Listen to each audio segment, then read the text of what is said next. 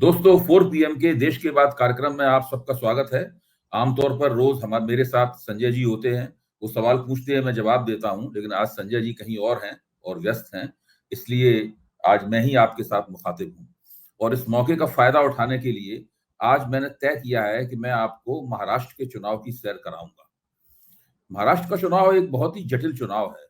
यहाँ पर 2 पार्टियां, 3 पार्टियां या 4 पार्टियां आपस में नहीं लड़ रही हैं, बल्कि 2 बड़े मोर्चे आपस में संघर्ष कर रहे हैं। एक मोर्चे का नेतृत्व भारतीय जनता पार्टी के हाथ में है, जिसे हम महायुति के नाम से जानते हैं, और इसमें दूसरी जो 2 पार्टियां हैं, वो हैं एकनाथ शिंदे की शिवसेना, जिस चुनाव आयोग की निगाह में असली शिवसेना है, और अजित पवार की राष्ट्रवादी कांग्रेस, जो कि चुनाव आयोग की निगाह में असली राष्ट्रवादी कांग्रेस है। और दूसरी तरफ है कांग्रेस के नेतृत्व में महाविकास अघाड़ी, जिसमें 2 और पार्टियां शामिल हैं। एक है उद्धव ठाकरे के नेतृत्व की शिवसेना, जिसे चुनाव आयोग असली शिवसेना नहीं मानता, और दूसरी है शरद चंद्र पवार यानी शरद पवार के नेतृत्व वाली राष्ट्रवादी कांग्रेस, जिसे चुनाव आयोग असली राष्ट्रवादी कांग्रेस नहीं मानता। कितनी विचित्र बात है कि जो उद्धव ठाकरे शिवसेना के नेता थे, वो अब असली शिवसेना के नेता नहीं रह गए हैं, और जो शरद पवार राष्ट्रवादी कांग्रेस के नेता थे, वो अब तकनीकी रूप से असली राष्ट्रवादी कांग्रेस के नेता नहीं रह गए हैं। यह है भारतीय जनता पार्टी का खेल, जो उसने पिछले 2 साल से महाराष्ट्र में खेला है।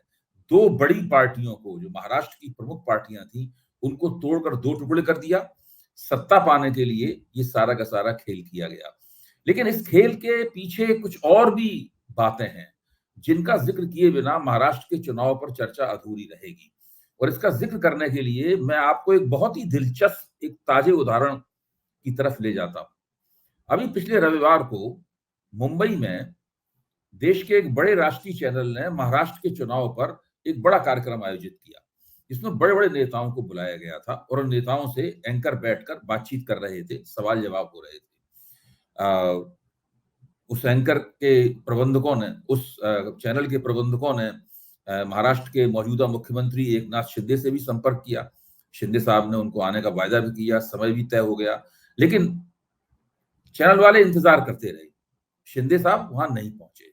आखिरकार शिंदे साहब, ऐसा आमतौर पर होता नहीं है कि किसी बड़े चैनल के बुलावे पर मुख्यमंत्री पहले मान जाएं और उसके बाद दिए हुए समय पर वहां न पहुंचे, वो लोग इंतजार करते रहे। बाद में उन्हें अपने वहां मौजूद श्रोताओं से माफी मांगनी पड़े। हुआ क्या, ये एक बहुत महत्वपूर्ण बात है, इसको समझना बहुत जरूरी है।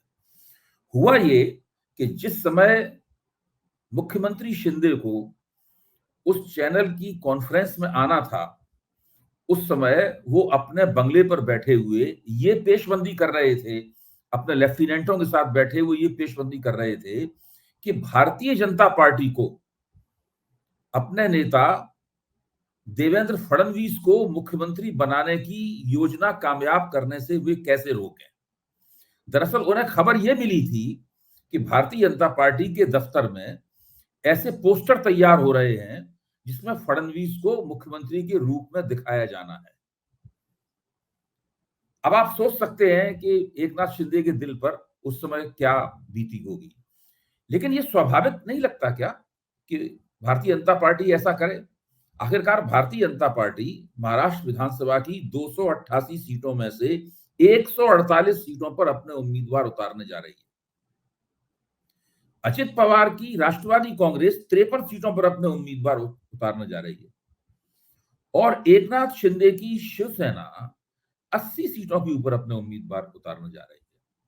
अब राजनीति का कोई जरा सा भी विद्यार्थी इस बात को आसानी से समझ जाएगा कि जो पार्टी 188 में से 148 सीटों पर लड़ रही है, अगर उसके नेतृत्व वाले मोर्चे को सत्ता मिली तो मुख्यमंत्री पद पर तो उसी पार्टी का व्यक्ति बैठेगा। आखिरकार जिन परिस्थितियों में एकनाथ शिंदे को मुख्यमंत्री बनाया गया, नए चुनाव के बाद तो वो परिस्थितियां नहीं रहेंगी। एकनाथ शिंदे का स्ट्राइक रेट कितना रहेगा?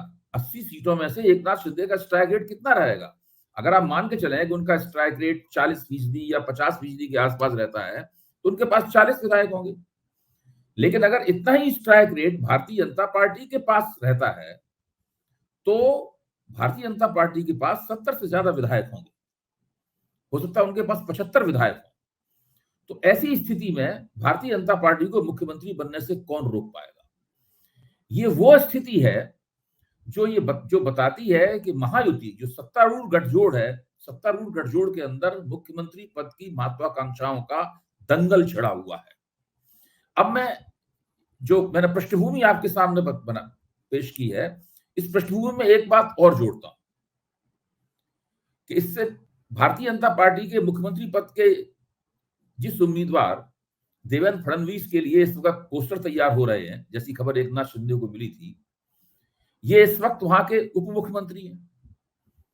जो व्यक्ति मुख्यमंत्री रह चुका है और मुख्यमंत्री पद का दावेदार है पार्टी की तरफ से, पार्टी का सबसे बड़ा चेहरा है, उसको आखिर पार्टी उप मुख्यमंत्री बनाने पर राजी कैसे हो गई? पार्टी ने किस आधार पर उसकी पदावनति की? इसके बारे में तरह तरह के कयास लगते हैं। एक बात जो आमतौर पर पत्रकारों के बीच में या राजनीतिक समीक्षकों के बीच में चर्चित है, वो ये है कि चूंकि उद्धव ठाकरे किसी भी कीमत पर मुख्यमंत्री का पद छोड़ना नहीं चाहते थे और इसलिए उन्होंने भाजपा के साथ मिलकर चुनाव लड़ने और दोनों ने मिलकर पूर्ण बहुमत प्राप्त करने के बावजूद उस गठजोड़ को तोड़ दिया और गठजोड़ तोड़कर वो कांग्रेस और राष्ट्रवादी कांग्रेस के साथ मिलकर उन्होंने सरकार बना ली। तो भारतीय जनता पार्टी उनसे महाराष्ट्र की सत्ता छीनना चाहती थी और सत्ता को छीनने के लिए उसे जो समझौता करना पड़ा, उस समझौते में एकनाथ शिंदे को मुख्यमंत्री बनाना एक प्रमुख बात थी, केंद्रीय बात थी। अगर एकनाथ शिंदे को मुख्यमंत्री बनाने का आश्वासन न दिया गया होता तो किसी कीमत पर वो उद्धव ठाकरे की पार्टी को तोड़कर भाजपा के साथ में गठजोड़ करने के लिए राजी नहीं होते। इसी तरीके से भारतीय जनता पार्टी ने अजित पवार के मन में जो मुख्यमंत्री बनने की आजीवन महत्वाकांक्षा है, उसको भी हवा दी कि अगर आप हमारे साथ आएंगे तभी आपको मुख्यमंत्री बनने का आपको मौका मिलेगा। अगर आप महाविकास अघाड़ी में रहे तो वहां तो उद्धव ठाकरे ही मुख्यमंत्री पद के हमेशा उम्मीदवार बने रहेंगे। इसलिए अजित पवार भी अपने चाचा शरद पवार को छोड़कर इधर आ गए। भारतीय जनता पार्टी ने इन दोनों के मुख्यमंत्री बनने की महत्वाकांक्षाओं को हवा दी और देवेंद्र फडणवीस जो मुख्यमंत्री पद के भाजपा की तरफ से उम्मीदवार थे, भाजपा ने उनको मुख्यमंत्री पद के नेता के तौर पर तैयार किया था, मुख्यमंत्री बनाया भी था एक बार, उनसे कहा कि आप अपनी मुख्यमंत्री बनने की महत्वाकांक्षाओं पर लगाम लगाइए। और देखते देखते ये हुआ कि जिसको मुख्यमंत्री बनना चाहिए था, उसको उप मुख्यमंत्री पद पर मन मार के संतोष करना पड़ा। अब यहां पर एक दूसरी थीसिस सामने आती है जिसकी चर्चा अंदर खाने बहुत है पत्रकारों के बीच में। कोई अखबार में लिखता नहीं है, कोई टीवी पर कहता नहीं है, कोई बयान नहीं देता है और इस चीज का कोई सबूत नहीं है। वो मैं आपके सामने पेश करना चाहता हूं। मेरे ख्याल से वो मेरे इस कार्यक्रम की एक खास बात है, आप इसको ध्यान से सुनिए। वो बात यह है कि जिस समय देवेंद्र फडणवीस मुख्यमंत्री थे, भाजपा के केंद्रीय गृह मंत्री अमित शाह, जो कि नरेंद्र मोदी के मैन फ्राइडे हैं, नरेंद्र मोदी के सारे काम वही करते हैं, नंबर 2 में है केंद्र सरकार में, अभी से नहीं, शुरुआत से ही, और जिनको भाजपा के हलकों में चाणक्य माना जाता है।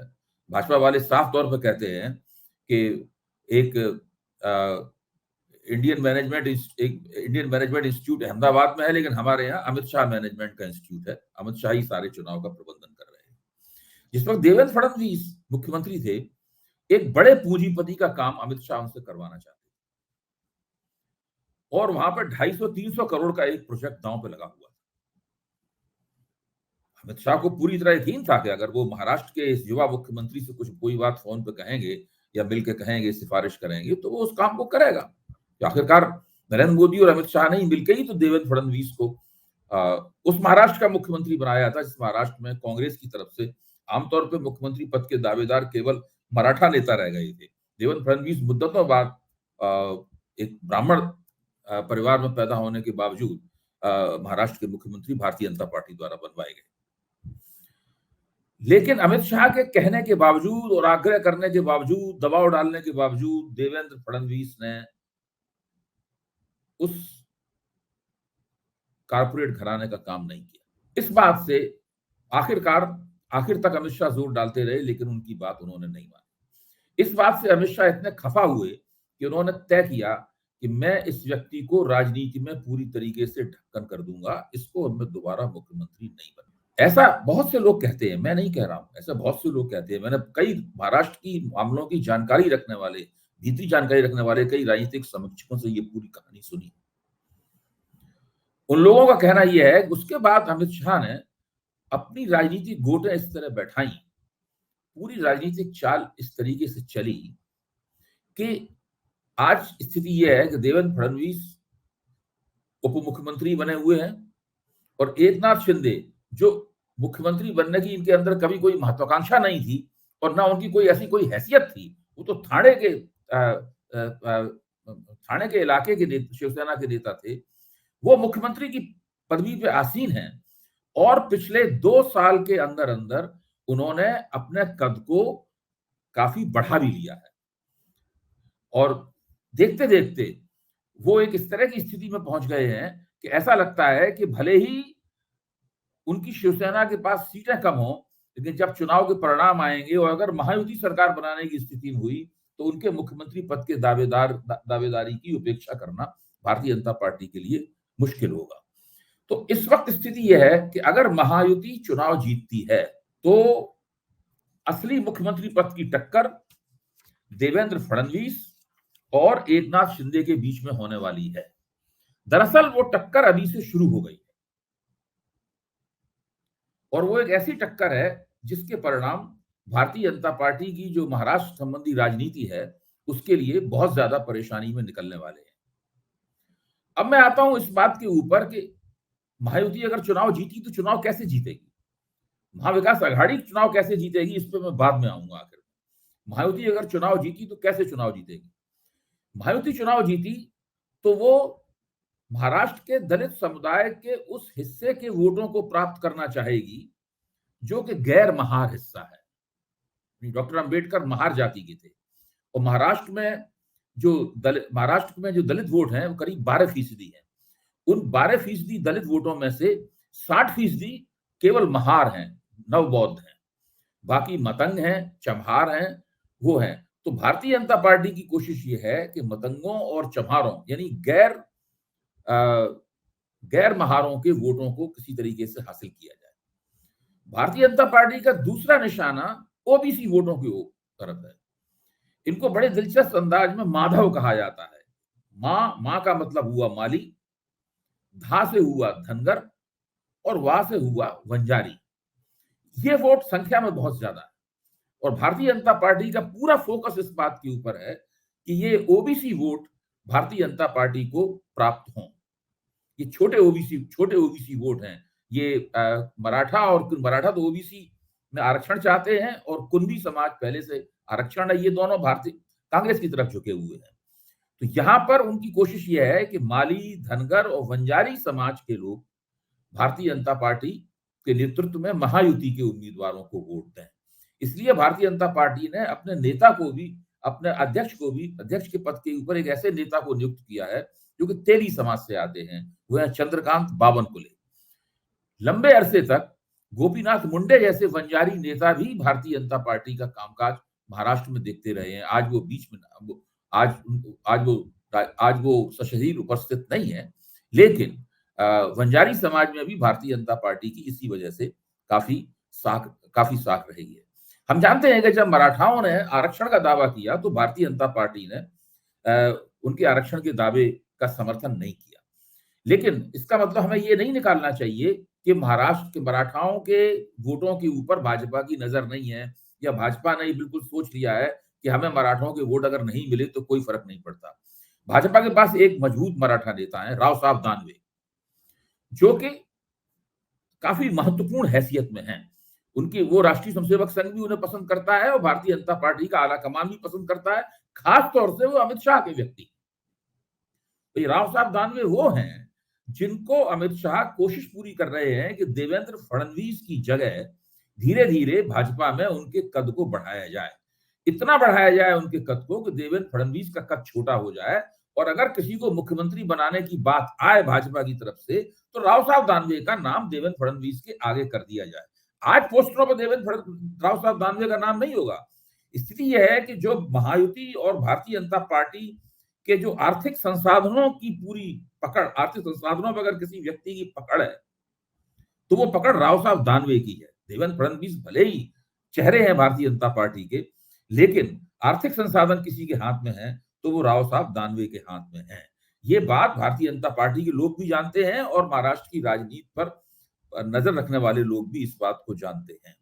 तो ये है वो मतदाता मंडल जिसके जरिए भारतीय जनता पार्टी और महायुति सत्ता में आना चाहते हैं। तो लोगों ने अपने काम को 3 हिस्सों में बांट भी लिया है। भाजपा ने जिम्मेदारी ली है कि वो ग्रामीण और कस्बाई इलाकों के अंदर दलितों और ओबीसी समाज के वोटों के लिए वोटों की गोलबंदी की कोशिश करेंगे। ज्यादा फोकस उनका वहां पर होगा। मराठा, कुनबी, इस तरह के वोटों पे फोकस डालने के लिए एकनाथ की जिम्मेदारी एकनाथ शिंदे को दी गई है। और अजित पवार जब वो एक सेकुलर पार्टी राष्ट्रवादी कांग्रेस में अपने चाचा के साथ थे, उस वक्त कुछ माना जाता है कि मुसलमान वोटों में भी उनके प्रति हमदर्दी होती थी। तो इस बात को भुनाने के लिए महायुति की तरफ से मदरसों के शिक्षकों की तनख्वाहें भी बढ़ाई गई हैं ताकि अजित पवार को कुछ मुसलमान वोट प्राप्त हो सके। तो इस प्रकार से उन्होंने मोटे तौर पर एक खाका है जिससे लगता है कि उन्होंने इस प्रकार की गोलबंदी करने की कोशिश की है। अब मैं आता हूं महाविकास अघाड़ी की तरफ। महाविकास अघाड़ी विधानसभा चुनावों के लिए जिस तरीके से अपनी शुरुआत कर रहा है, तो वो मैं कहूंगा कि एडवांटेजेस पोजीशन में है, वो फायदे की स्थिति में है। इसलिए कि अभी लोकसभा चुनाव में उसका नतीजा बहुत अच्छा रहा है। उसने महायुति को काफी धूल चटाई है। तो 12% दलित, 16% मराठा, 14% कुनबी और 11.5% मुसलमान, इनके साथ अगर 12% आदिवासी जोड़ दिए जाएं तो एक बहुत बड़ा वोटिंग ब्लॉक बनता है। कम से कम 57% वोटों का एक वोटिंग ब्लॉक बनता है। महाविकास अघाड़ी को उम्मीद है कि ये तमाम मतदाता उसकी तरफ रुझान रखेंगे। इन लोकसभा चुनाव में समझा जाता है कि इन लोगों ने महाविकास अघाड़ी का समर्थन किया है, न कि महायुति का समर्थन किया है। लेकिन हमें इस गलतफहमी को नहीं पालना चाहिए। लोकसभा चुनाव विधानसभा चुनाव लोकसभा चुनाव जैसे नहीं होते। लोकसभा चुनावों के परिणामों को आप सीधे सीधे विधानसभा चुनावों पर प्रोजेक्ट नहीं कर सकते। विधानसभा चुनाव की राजनीति अलग तरह की होती है और इसका फंडा बिल्कुल सीधा है। मान लीजिए एक लोकसभा निर्वाचन क्षेत्र में 5 विधानसभा क्षेत्र हैं। अगर 2 विधानसभा क्षेत्रों में लंबी लंबी बढ़त हासिल कर ले एक उम्मीदवार और 3 विधानसभा क्षेत्रों में चुनाव हार भी जाए, तब भी वो सांसद बन जाएगा, चुनाव जीत जाएगा। लेकिन यही स्थिति अगर विधानसभा में रहेगी तो जो 3 निर्वाचन क्षेत्रों में जो पार्टी जीत रही है, वो 2 निर्वाचन क्षेत्रों में जीती हुई पार्टी से आगे रहेगी। वहां परिस्थितियां बिल्कुल अलग तरह की होती हैं। मोटी मोटी बात यह है। तो महाविकास अघाड़ी को लोकसभा चुनाव का परिणाम दोहराने के लिए खासी मेहनत करनी पड़ेगी, क्योंकि भारतीय जनता पार्टी उन्हीं के समर्थक समझे जाने वाले वोटिंग ब्लॉकों में सेंध लगा रही है। मैंने पहले ही कहा कि वो जो दलित 12% वोट हैं, उसमें उसकी सेंध ये है कि जो महार वोटों से बचे हुए वोट हैं, उन वोटों को कैसे हासिल किया जाए। दूसरी तरफ बड़े पैमाने पर ओबीसी वोटों को अपनी ओर वो खींच रही है। तीसरी तरफ उसकी ये भी कोशिश है कि किसी तरह मराठा वोटों को भी अपनी ओर वो खींचे। चौथी बात यह है कि महायुति की सरकार ने कुछ ऐसी योजनाओं की शुरुआत की है जिससे उसे उम्मीद है कि उसको काफी हमदर्दी मिलेगी और उन योजनाओं ने मीडिया का ध्यान भी अपनी तरफ काफी आकर्षित किया है। आमतौर पर लोग ये कहने लगे हैं कि भाई इतनी अच्छी इन योजनाओं से माहौल जो है वो एक बार महायुति सरकार की तरफ झुक गया है। वो बहुत मशहूर योजनाएं हैं, जैसे कि लड़की बहना योजना है, दूसरी भाऊ योजना है। इन योजनाओं में बहुत बड़े पैमाने पर लाभार्थी बनाए गए हैं और सरकार को उम्मीद है कि लाभार्थियों की दुनिया सीधे सीधे वोटों में स्थानांतरित होगी। हम जानते हैं कि लाभार्थियों की दुनिया वोटों में स्थानांतरित नहीं होती है। उत्तर प्रदेश के चुनाव में साबित हो चुका है 2022 के, और 2024 के लोकसभा चुनाव में साबित हो चुका है। अगर लाभार्थियों के नाम जीता जाता होता तो उत्तर प्रदेश के विधानसभा चुनाव में भारतीय जनता पार्टी 57 सीटें न हारती, उनका एक उप मुख्यमंत्री नहीं हारता, उनके 14 मंत्री नहीं हारते और अखिलेश को विपक्षी पार्टी के तौर पर बहुत अधिक सम्मानजनक सीटें नहीं प्राप्त होती। उसी तरीके से लोकसभा चुनाव में भी अगर लाभार्थियों के वोट सीधे सीधे वोटों में कन्वर्ट होते, अगर मान लीजिए 50% ज्यादा भी वोटों में कन्वर्ट होते, तो फिर नरेंद्र मोदी की सरकार, नरेंद्र मोदी के नेतृत्व में भाजपा बहुमत नहीं खोती। तो लाभार्थी इस तरीके से तुरंत वोटों में स्वाभाविक रूप से नहीं बदलते हैं। इन लाभार्थियों में वे जातियां और वे वोटिंग समुदाय भी हैं जो कि महाविकास आघाड़ी की तरफ हमदर्दी रखते हैं। कुल मिलाकर महाराष्ट्र की ये लड़ाई बहुत ही जबरदस्त होगी। कुल मिलाकर इस लड़ाई में पहले से कोई घोषणा नहीं की जा सकती कि कौन जीतेगा कौन हारेगा, लेकिन एक बात बिल्कुल तय है कि महाविकास आघाड़ी में मुख्यमंत्री पद को लेकर ज्यादा ऐसी कोई उल्लेखनीय खींचतान नहीं है जिसका कहीं जिक्र हो रहा हो। थोड़ी बहुत हर मोर्चे में खींचतान होती है, वैसी खींचतान यहां भी है। और कांग्रेस करीब 103 के करीब सीटें लड़ रही है, उद्धव ठाकरे की पार्टी 89 करीब सीटें लड़ रही है और पवार की पार्टी 87 सीटें लड़ रही है।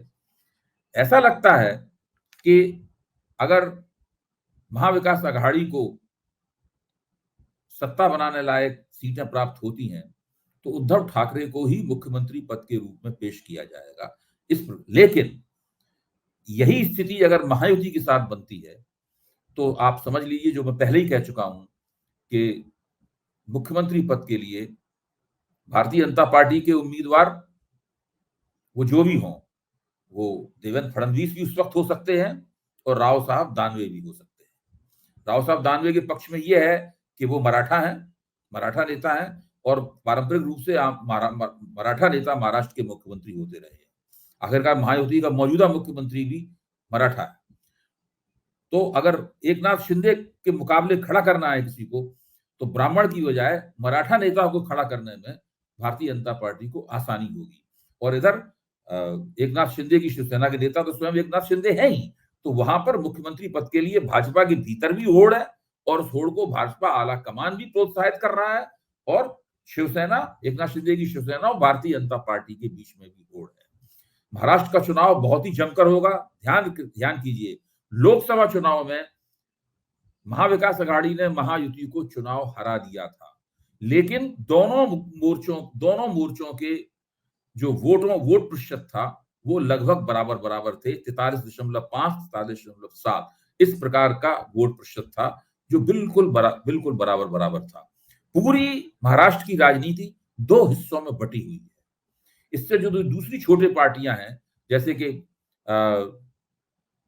महाराष्ट्र नवनिर्माण सेना या वंचित बहुजन आघाड़ी या MIM मजलिस इत्तेहादुल मुसलमीन या समाजवादी पार्टी या आम आदमी पार्टी, इन पार्टियों का ज्यादा महत्व नहीं है। ये पार्टियां इस लड़ाई को ज्यादा बिगाड़ नहीं सकती हैं। ये दोनों भी इन मोर्चों से जुड़ेंगी या अलग अलग से संघर्ष करेंगे। समाजवादी पार्टी और आम आदमी पार्टी मोटे तौर पर ऐसा समझा जाता है कि महाविकास आघाड़ी के साथ रहेगी। महाराष्ट्र नवनिर्माण सेना महायुति के साथ रहेगी। MIM और वंचित बहुजन आघाड़ी मेरे ख्याल से अलग से चुनाव लड़ेंगी। तो ये पूरा का पूरा नक्शा है जो मैंने आपके सामने पेश किया और इस नक्शे में ये नक्शा साफ तौर पर बताता है कि महाराष्ट्र जो उत्तर प्रदेश के बाद देश का दूसरा सबसे महत्वपूर्ण और बड़ा प्रांत है। देखिए, महाराष्ट्र से 48 लोकसभा की सीटें आती हैं, उत्तर प्रदेश के बाद ये दूसरा नंबर है। उत्तर प्रदेश के बाद सबसे बड़ी विधानसभा भी महाराष्ट्र की है, 288 सीटों की विधानसभा है। महाराष्ट्र के ऊपर जो राज करेगा उसका असर आगे आने वाले अगले 4 साल की राजनीति पर भी पड़ने वाला है। लड़ाई बहुत कड़ी होगी, निर्वाचन क्षेत्र दर निर्वाचन क्षेत्र संघर्ष होगा। उम्मीदवार भी बहुत बड़े पैमाने पर मौजूद हैं।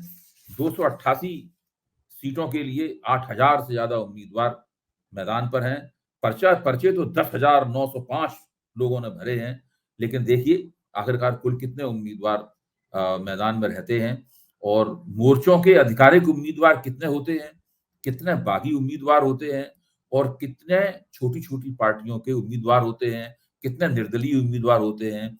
हर पार्टी की अपनी अपनी दावेदारी है और एक वोट का महत्व है। महाराष्ट्र का चुनाव देश की राजनीति की दिशा तय करने वाला चुनाव है। आज बस इतना ही। धन्यवाद।